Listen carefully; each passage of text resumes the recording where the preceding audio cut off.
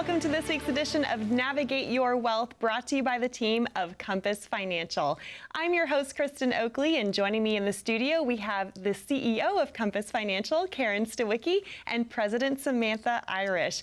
And if you are wondering about how to navigate the challenges of retirement today, you are not going to want to miss today's show. But first, Karen, Sam, I am incredibly honored to be here with you. How are you today? We are great, and we could not be happier to have you as our host. Thank you so much. Oh, well, and to our viewers at home, we had the opportunity, the three of us, we met at a conference a little over a year ago now, instantly hit it off. We have so much in common. We share a passion to really educate and serve people in this financial space, and I am just thrilled to have this time with you. Well, we are excited for what we're going to share today and to be able to share this time with you as well. Thank you so much. Well, to our viewers at home, the reality is retirement today is completely different. This is not your grandparents' or even your parents' retirement anymore.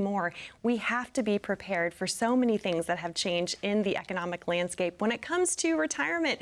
So we're going to unpack a lot of that for you today. And, you know, first, I think when I think of what has changed the most for folks, it's our longevity.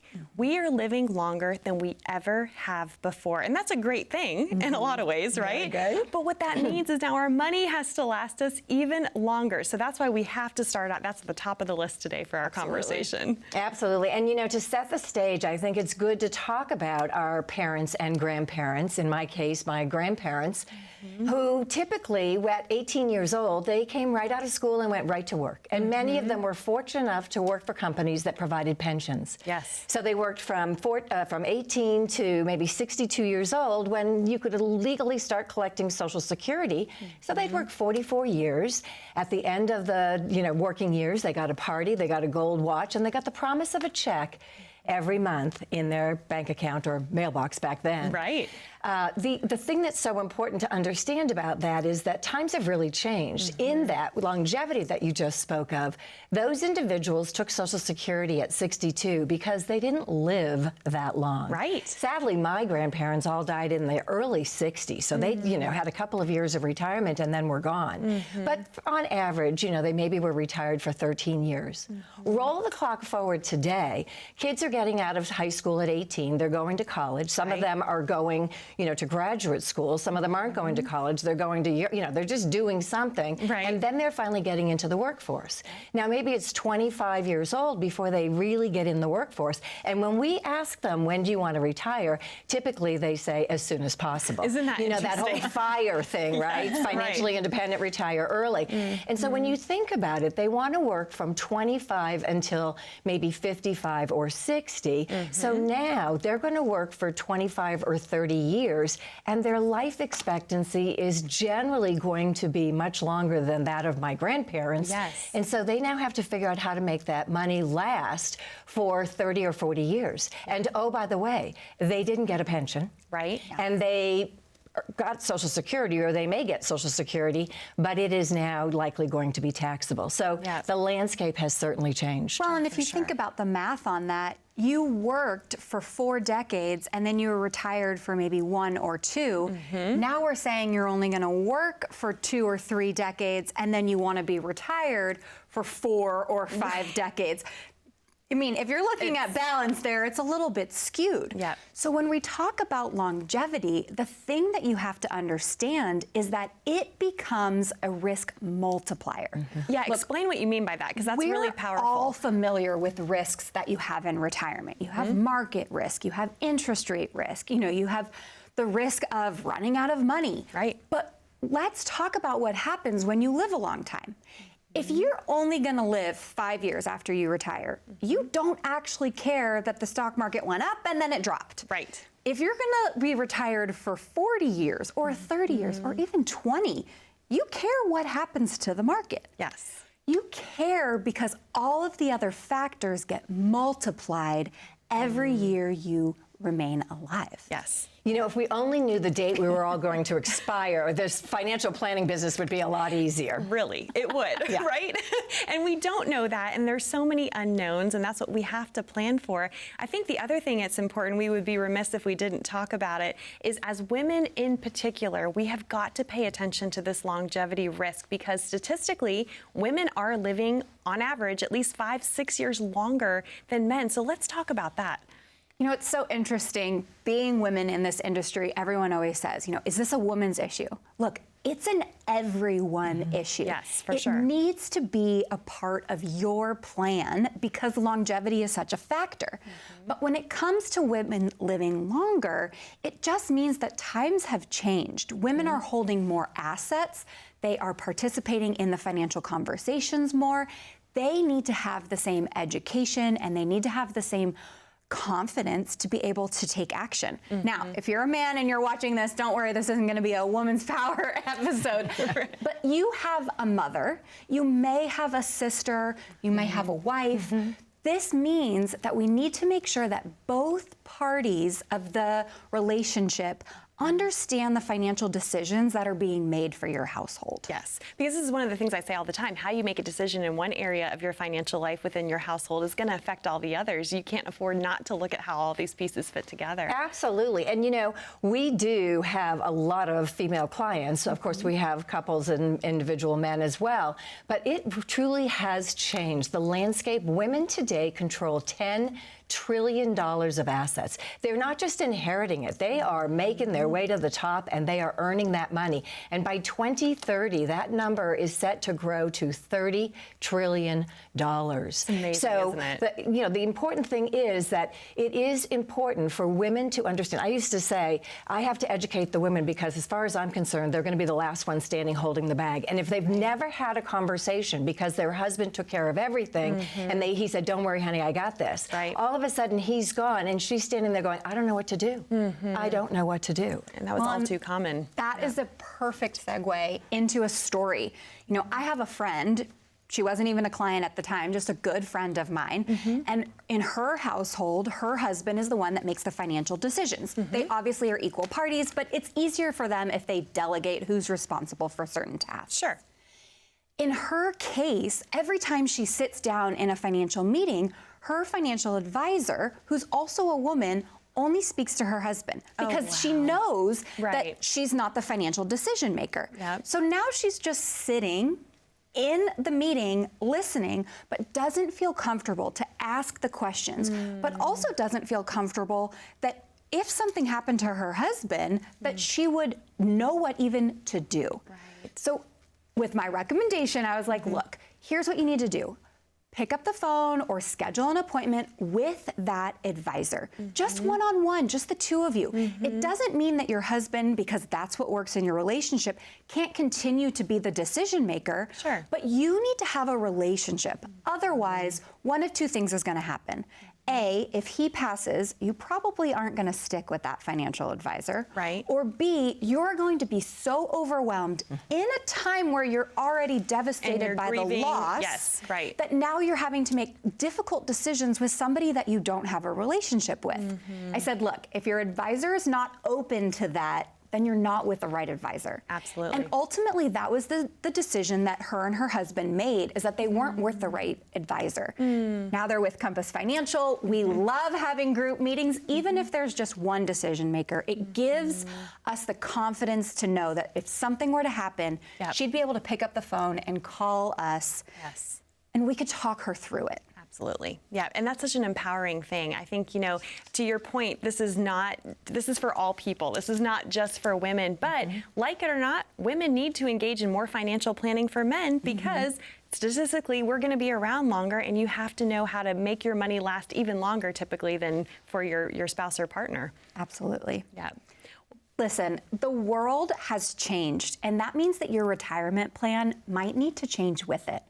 At Compass Financial, we provide a complimentary roadmap, and through this roadmap, we will help you to understand what is your plan doing, what is the decisions, and what is the direction that you are going. Are you still on track, or does your plan need to change with the times? Wonderful. Sam and Karen, thank you so much. To our viewers at home, we invite you. This is a great opportunity for you to make sure that you are on track to navigate today's retirement for you based on what's going on in our world. And you can get your complimentary retirement roadmap. Again, this is for no cost, no charge, no obligation. It's simply an invitation to have a conversation with Karen and Sam to see how they can help and serve you. To claim your spot, to get on their calendar, all you need to do is call 855-348 888-866-3073. Or if you'd rather not talk to someone right now, but you do have your smartphone handy, if you simply pull it out, you can open up that camera app, just point, click, and scan that QR code that you see down in the bottom right-hand corner of your screen. That will take you over to a landing page, ask you a few short, simple questions, and then a member of the team from Compass Financial will reach out to connect with you to schedule your complimentary visit that way as well. Don't go anywhere. We have so much more to cover today. When we come back, we're going to be diving into Social Security. Stay with us.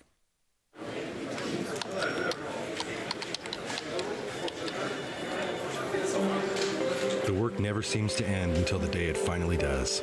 After nearly a lifetime on the job, you should be rewarded for all the time you spent working. Whether that's crossing off items on your bucket list, learning a new passion, or rekindling the love of an old one. After all, life isn't over when you stop working. It's the start of an all-new chapter, the one where you're the writer and you get to choose how your story will go. A way to achieve that is by having a clear financial plan to sustain your golden years. The biggest fear most retirees have is if they'll have enough money to maintain the lifestyle they've always enjoyed. Having a plan to help protect you against the curveballs life often throws will help to maintain your lifestyle.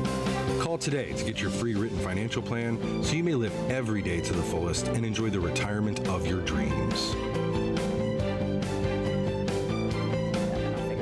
Welcome back to Navigate Your Wealth, brought to you by the team of Compass Financial. I'm your host, Kristen Oakley, here with both Karen Stawicki and Samantha Irish. A great conversation we are having today about then versus now, meaning retirements have changed. Are you prepared? Are you ready to navigate today's retirement for yourself? And so, of course, one of the big topics we have to talk about is Social Security. And I think in my work as a financial educator, I had the privilege of traveling nationwide and often presenting on this topic of Social Security.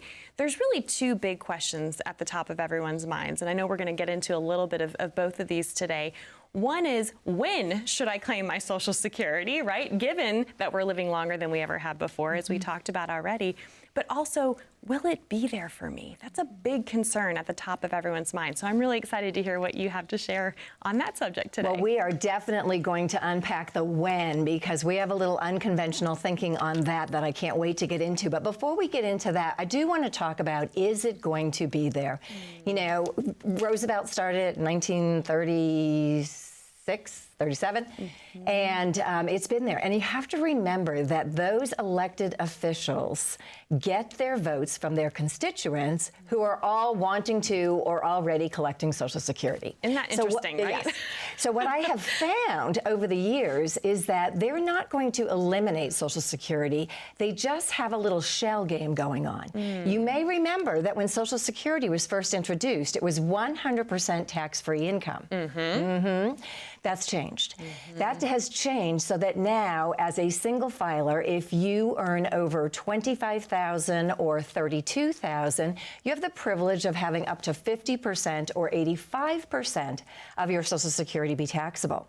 And if you, as a married couple filing jointly, hit a threshold of, I think it's $35,000 and $45,000, same thing, 50% or 85% is subject to being taxable. And there's a calculation that goes into figuring out if you hit that threshold. Right. Here's the interesting thing. I believe that Social Security is going to stay there, but it is not going to be long before it is 100% taxable. I don't care what your income is. So that's my answer to, is it going to stick around? Although we always joke, and when we're saying, I'm collecting Social Security, good luck, sweetheart. Yeah, right. But listen, sorry, our generation, it might not look as pretty. Yes. It might be less than what you know, what most people are used to getting. That's for sure. right. But for sure, I think Social Security is going to stick around. Well, I want to hear about this unconventional, you know, because I think there's a lot of talk about maximizing and optimizing Social Security. So what's your take on that? You know, when it comes to maximizing and optimizing Social Security, I think that there is some disconnect between understanding the power of what you could do with the dollars if you started taking it today versus if you wait so that you can get all of those bumps. You know, one of the pieces and one of the incentives to wait is that you get an 8% increase. But let's not forget that if you took it, you still get the cost of living adjustment. So there were a few years, we'd be remiss not to talk about them, where you didn't get an increase or it was a 1%. Right. But the last few years have looked pretty good when it comes to Social Security bumps. So to say, well, no, I have to wait to get the 8, you might not be doing the math. And so when we look at the math, I've got some numbers. I'm going to reference them because I want to get them right, but it's really important. So the average Social Security check is $1,500 a month. If you wait from 62 to 70, that's 8 years. That means that you would have gotten at least $144,000 in Social Security. That's assuming no increase. That's just saying if you're 1,500 times 12 times 8. Okay, so we didn't give you a cost of living increase. It's 144,000. What could you have done with 144,000? Listen, you don't even have to have spent it. You could invest it. You could do something completely different with it. Right. But now I want to ask the question, okay, fine. Let's say I did wait. Let's say I waited until 70. How many years would it have taken to meet the break point, right? I want to understand if I wait and versus if I take it, where do they cross so that we understand if there's an advantage or a disadvantage? Right. It's another 8 years. So from 70 to 78, it takes until you're 78 years old to reach get that the benefit. crossover point, right? So now you're telling me that I had to wait 16 years to get a benefit that I could have started taking at 62. Is that actually worth it? The numbers, if you need the money, if it is part of your only income that you're getting in retirement and you need to retire at 62, then obviously you need to take it. Right. But if you have the potential to wait, just waiting because you can doesn't necessarily make sense. Well, I want to bring up some other points that you're touching on, but I want to make sure that our viewers are really hearing this. And this is when you are making that decision, it is a very personal decision. It's not a one-size-fits-all. We know that. So we're going to have the conversation with each and every client, whether they're single, whether they're married, whatever the situation is. Many times, as Samantha said, if you are in need of the money, the question is, do I need it now or do I need it to be a little bit bigger? And so I have some other way that I can, spend some assets before I can turn this on. But remember, Social Security is a very different animal. When the first spouse dies, one of those checks is going away. Right. Now, the good news is it's the smaller of the two, but it's going away. Social Security does not have a beneficiary designation, so you can leave it to your kids or your niece or nephew or your favorite grandchild. Right, it's gone. It's gone. Yeah. So the thing that you have to understand is by taking the money now, in that case, 8 years early, $144,000, if you didn't need it, you weren't going to need it if you were going to wait till 70. Right. Take that $144,000 and reinvest it. Now that's going to give you a bigger bag at 70. Your check is still going to be bigger than it was at 62. Maybe it isn't going to be the full 132% of the full retirement age and all of that. Right. But trust me, it's going to be bigger than what you thought it was going to be. So that's super important. The other thing is that when you're collecting Social Security, the asset that does not allow you to leave a beneficiary, maybe now you're not spending some other assets that can grow and you can leave to your favorite grandchild or your niece or nephew or children. So these are all the things that need to be considered that I think, fly in the face of conventional wisdom, a little outside the thinking box, but that's what we do at Compass Financial. And we really try and push the envelope and think and go where no man has gone before, right? We don't want to just follow the masses. And I love that. And I love that when you put a monetary amount to it, that just carries a different kind of weight, doesn't it? And looking at that opportunity cost. And I know that this is what you specialize in doing for folks, is really building these comprehensive, holistic financial plans that look at all these different areas and just the different impacts that making these decisions can really have on one's financial future. For sure. Your financial future is dependent on your ability to take action. And today we're encouraging you to pick up the phone and call us because we want to help you. Listen, is maximizing your Social Security worth 15 or 20 minutes of your time with a quick call so that we can help you to understand just how to get those dollars to work best for you? The government has a one-size-fits-all plan, but we want to customize it at Compass Financial. And I love that so much. And I think just to wrap that up, you said it so beautifully, Sam. The important thing to know is that if you call the Social Security Administration, they can give you information, but they are not allowed to give you individualized, personalized advice based on your situation. The only way you're going to be able to get that is by working with a team such as Compass Financial. So we encourage you, pick up the phone and call 855-348-3073 to schedule your complimentary virtual meeting to receive your retirement roadmap from Karen and Sam. Or again, you're also welcome to scan that QR code and that will get you connected as well. Stay with us, more on Navigate Your Wealth right after this. When was the last time you saw your financial professional? Are you getting the most out of the strategy that was created for you? Although you've done a great job finding someone to help plan for your future, are you 100% sure that you were given the right strategy? We can help answer these questions and more with a complimentary second opinion evaluation. We will take a look at what you have in place and then help determine if you're well positioned to get the most out of your future retirement income. In the event that it is not, we can help by making suggestions and showing you how to get on the right path. You wouldn't get just one opinion when it comes to a major health decision, so why would you treat your most important financial decision with such disregard? Call today for your no-cost, no-obligation second opinion evaluation to see if you're getting the most out of your retirement income plan. Welcome back, Charleston. You're watching Navigate Your Wealth. I'm your host, Kristen Oakley, here with both Karen and Sam from Compass Financial. We've been talking today about retirement, how the landscape has changed, all the different challenges that today's modern retiree is facing, because we want you to be prepared and be able to navigate successfully to and through your retirement. You know, we started off the episode talking about some of the things that were different way back when for retirees. One of the big things was so many people had a pension. And really, you don't hear about pensions a whole lot anymore. If you are blessed to have one, you know, I think of my own situation. I'm married to a school teacher, and we are very thankful that he is going to have a pension. But so many folks no longer have that guaranteed, steady source of income that's going to last them for the rest of their lives. So talk to us about that challenge that folks have to navigate today. You know, it all started back in 1978. The Revenue Act changed the landscape significantly. They wanted to help take the pressure off of these companies because they were realizing at that point that people were starting to live longer, and the burden to pay a pension income to, you know, employees who have retired for the rest of their life was becoming overwhelming. Yes. So what they did in this Revenue Act is they created the tax-deferred accounts, the IRAs, the 401ks.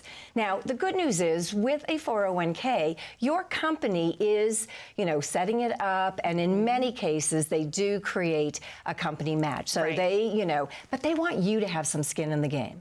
So what happened was they set up all of these accounts, all of these companies took away the pension. They said, look, here's what's going to happen. Our national debt is very low, so I'm guessing that you're going to be in a lower tax bracket when you retire.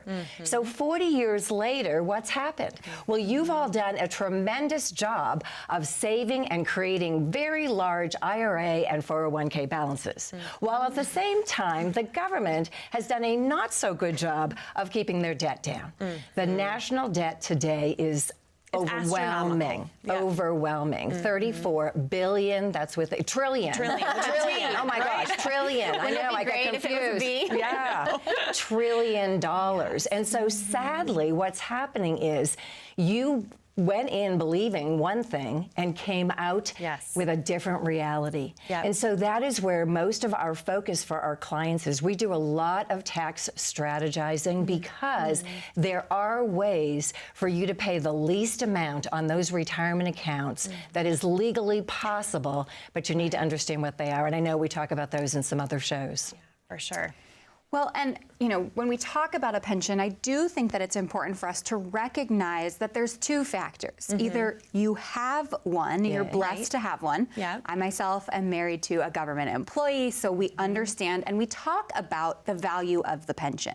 And I think a lot of people that have a pension don't quite understand the value of what they have. You know, if you have a pension stream of income, and let's say it's $60,000 that's coming to you on an annual basis, that means that your company has a $1.5 million bag, a $1.5 million asset that's just being held for you, for your pension income to come out. That's assuming, you know, we're using about a 4% distribution. Okay. If you don't have a pension, you have to create that 4%, and most people do it by using a systematic withdrawal. Right. Now, we don't think that that is the best way, and we've discussed, and we'll discuss again in future episodes why. But we know there is a way for you to buy back your pension. Okay, explain this. This is, you know, because I think a lot of people want a pension. Yeah. Right. Talk about what you are meaning by buying back your pension. It's really very simple. What is pension income? It's a guaranteed income every month for the rest of your life, right? Social Security is a form of guaranteed income for the rest of your life. Right. Well, what we are helping our clients do is take their 401ks and purchase pension-like income that is guaranteed to pay them for the rest of their lives. It's really very simple. And annuity is, of course, the answer to it. And I know annuities get a bad rap, but I can tell you there are clients that once they understood how it can work, they have admitted that it is that annuity pension-like income that allows them to sleep like a baby. Right, and we could do a whole episode just on those And we alone. will. I mean, right? I mean, because to your point, there's a lot of misinformation out there. Not all annuities are created equal, but to your point, this can be a really valuable way for someone to create their own personal pension, and that's a beautiful thing. Absolutely. Yeah, for sure. You know, we always say at the end of our seminars, and I'd like to say right here, something that you need to be thinking about. If what you thought to be true turned out not to be, when would you want to know it? We've been talking about the way it was and the way it is now. We've been talking about Social Security, the right time to turn it on, and all of the intricacies that are part of it, and what an individualized plan it is. If you reach out to us, we would love to offer you our retirement roadmap. We will do a Social Security analysis. We will do a tax analysis. We will break it down simply and clearly so that you can truly understand what you have. If I asked you if you give yourself a letter grade, A, B, C, or D, on how you think your plan is going, if you say you're an A, 45 minutes with us, I promise you, you're going to either know you're an A or maybe you're an A+ and you don't need us. But if you're a B or a C and we can make you an A, don't you deserve that? Give us a call so that we can help you. Wonderful. Karen, Sam, thank you so much. I'm so excited for more people to connect with you. Thanks for watching. We look forward to being back with you next time on Navigate Your Wealth.